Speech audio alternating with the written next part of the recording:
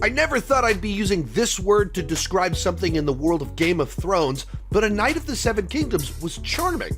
So let's talk about it.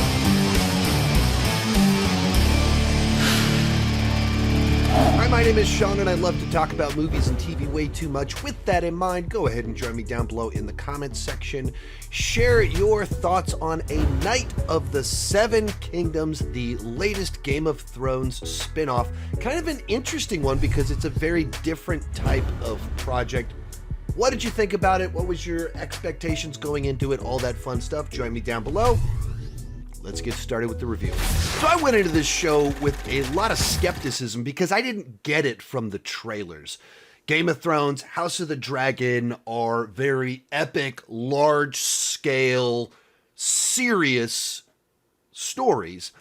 And this was sold as this very small story that's irreverent, has lots of humor, and I wasn't quite sure how that meshed with the world of Game of Thrones. And then even beyond that, previous seasons of Game of Thrones have been 10-hour-long episodes, 10-hour-long seasons, and this is 6 30-minute episodes. It's basically the length of a movie. And so I just didn't know what that was going into it. How is this going to work? I was just confused. And it took me a couple episodes to it probably took me half the season until I was fully invested. Like, out of the gate, there was a certain unique likability to it because the world of Game of Thrones is filled with so many people that are difficult to root for, but they're compelling. And here you had someone that was pretty easy to root for. You understood his motivations, what he's trying to prove, and he's endearing. But also at the same time, it's just such a different style of story. I was like, okay, where are we going with this? What is this? And this is going to be, I'm going to touch on spoilers. I'm assuming you've seen the show. So just so you know, I'm going to dive into spoilers in this. But it wasn't really until the end of episode 3 when you get the big reveal about Egg that the show started kind of like come into perspective for me and kind of come into focus of what we're really doing here. And by the end of it, it was just this very charming new take on the world of Game of Thrones that isn't epic, but it's about characters that you love. At the core of that, of course, is Dunk and Egg. Dunk, this person that truly believes in the nobility of knights. Like, it's a very simple worldview, and our understanding of Westeros, it's so complicated, and there's so many people devoid of nobility and honor in a world that kind of is built on nobility and honor. And he truly believes in that concept and is actively confused by the fact that more people don't believe in these values. And him as this person new in that world of being a knight trying to join a tournament, it just doesn't understand the choices that everyone else is making and is becoming very disenfranchised because of that. And then he's connected to Egg, this kind of mysterious child that wants to be a squire, and that clearly is dramatically more intelligent and more educated than he is. And so it's just like a very interesting pairing of the gentle giant that is well-intentioned and the mysterious child that feels like is helpless in battle, but also understands the world and its complexities to a far greater degree, making for a nice mashup of the two of them. And they just have a really fun banter and dynamic to them that is very unusual for the world of Game of Thrones because it's just kind of like how, I don't know, wholesome it is.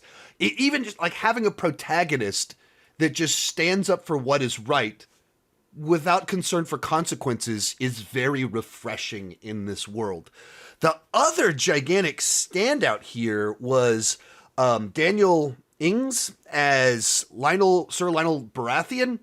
I'm not familiar with the actor outside of this, and he's just like one of those guys that, like, as soon as he's on screen, he's playing this big, charismatic, larger-than-life person that his actions are all have a bravado to them. Whatever he's doing, it's showy. And so inherently that does make someone cut through a little bit more, but he's so good at it. Like, he's so naturally and effortlessly charismatic, even whether it's throwing a party and bringing Dunk in on the fun while wearing a gigantic crazy headpiece, or in kind of the final interaction that they have in the finale where it's much more confrontational and there's an aggression to it. But he's like right in what he's saying. He's just very good. It's just being effortlessly charismatic. It's like, where did this guy come from? Obviously he's not 25 or like an up and comer. He's been around for a while, but he's so good. And that's all like this. It's like a whole show composed entirely of new faces that I haven't seen in anything before.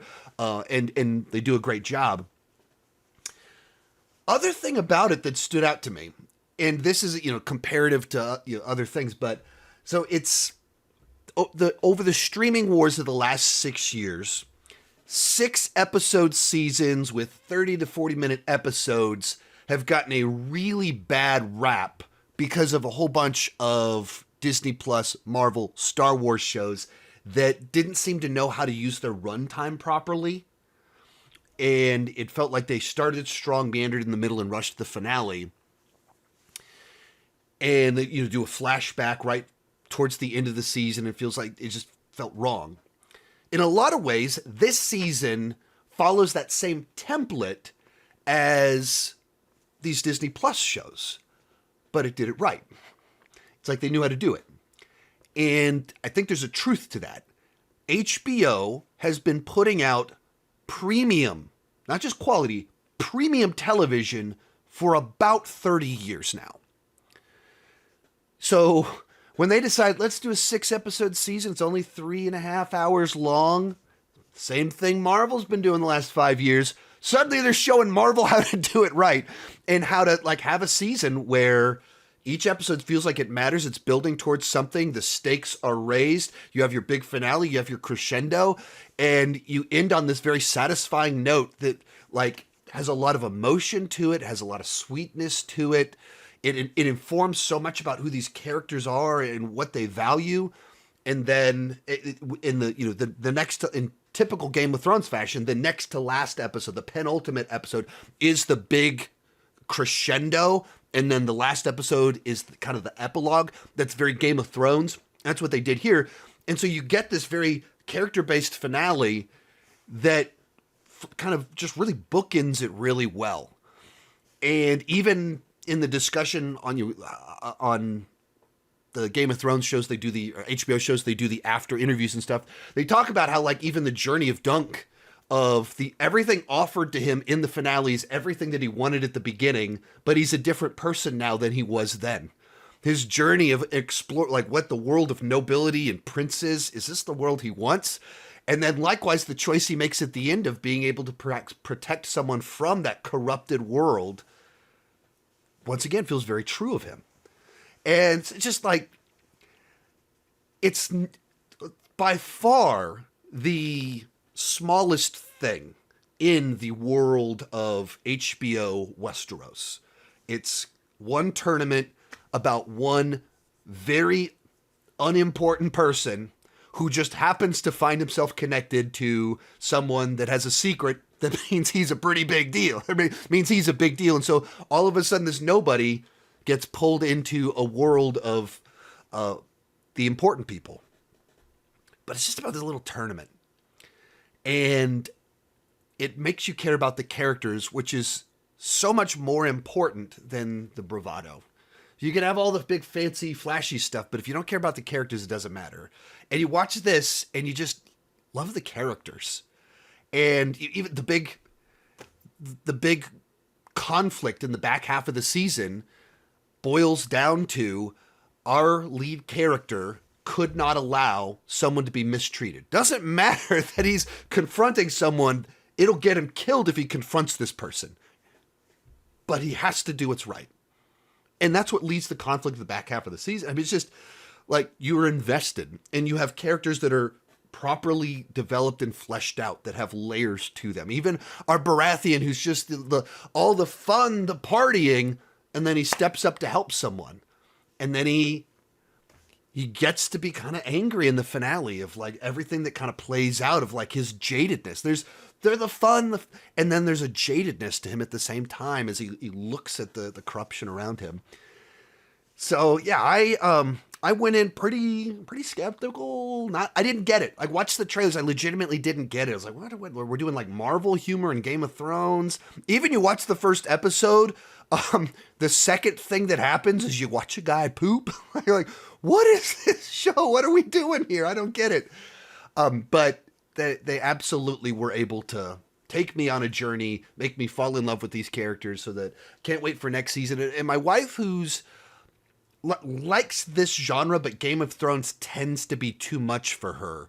She was even more so than me, being like, when are we going to watch the next episode? Do we have the next episode? We're going to watch this?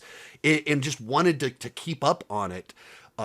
Which, if her as someone that nervous about Game of Thrones and its harshness was all in, that's a good sign. But that's because it's sweet and it's wholesome at its core. So I ended up really liking it, and never thought I'd say this, but something in the world of Game of Thrones, what a charming show. What did you think about it? Let me know your thoughts down below in the comment section. Keep talking movies and TV too much. Bye-bye. Oh yeah, I need to check out my ranking of the Game of Thrones seasons. Somewhere on here. Did it whenever House of the Dragon Season 2 came out, so it's pretty up to date.